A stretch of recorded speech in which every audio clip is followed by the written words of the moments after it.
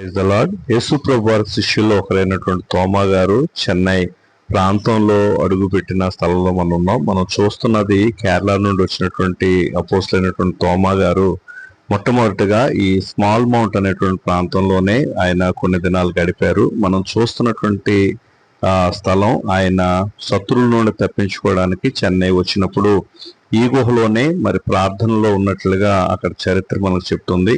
ఈ గుహంలో ఆయన ప్రార్థన చేస్తున్నటువంటి సమయంలో ఆ రాయి కూడా ఆయన చేతి ఆనవల్లగా అరిగిని అది ఇప్పటి వరకు కూడా భద్రపరిచి ఉన్నారు. ఆయన కేరళ నుండి తరంబడుతున్నప్పుడు శత్రువుల నుండి తప్పించుకునే ప్రయత్నంలోనే ఈ గుహలోకి వచ్చారు అని వాళ్ళు అక్కడ మనకి తెలియజేస్తూ ఉన్నారు. ఇక్కడ కనపడుతున్నటువంటి చిన్న రంధ్రంలో నుండి ఆయన లోపలికి వెళ్ళి మరి అన్ని రోజులు కూడా మరి ఆయన తన ప్రాణాన్ని రక్షించుకోవడానికి దాక్కుని ఉన్నారు. ఇక్కడికి వచ్చినటువంటి సందర్భంలో ఆయన దాహంతో ప్రార్థన చేసినప్పుడు మనం చూస్తున్నటువంటి రాయి కొంచెం నెరవేర్చి ఆ నెరలో నుండి నీళ్లు ఊపిని ఆ నీళ్లు తాగే ఆయన ఇక్కడ ఉన్నంత కాలం కూడా జీవనాన్ని కొనసాగించారు అని వాళ్ళ చరిత్ర చెప్తున్నారు. ఇక్కడ నుండి ఆయన బయటకు వచ్చిన తర్వాత సెయింట్ థామస్ మౌంట్ అనేటువంటి ప్రాంతానికి ఆయన వెళ్ళి అక్కడ తన ప్రాణాన్ని విడిచిపెట్టారు అనేటటువంటి ఆనవాళ్ళు మనకు కనబడుతున్నాయి. మనం వెళ్తున్నది ఆ మౌంట్ మీదకే.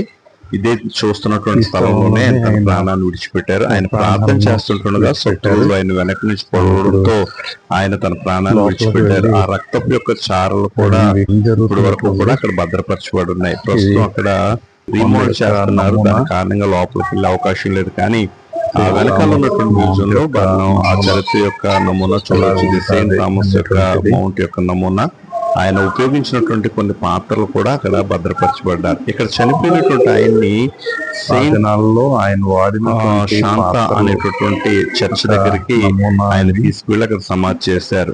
మనం చూస్తున్నటువంటి ప్రాంతమే ఆయన సమాధి చేయబడినది.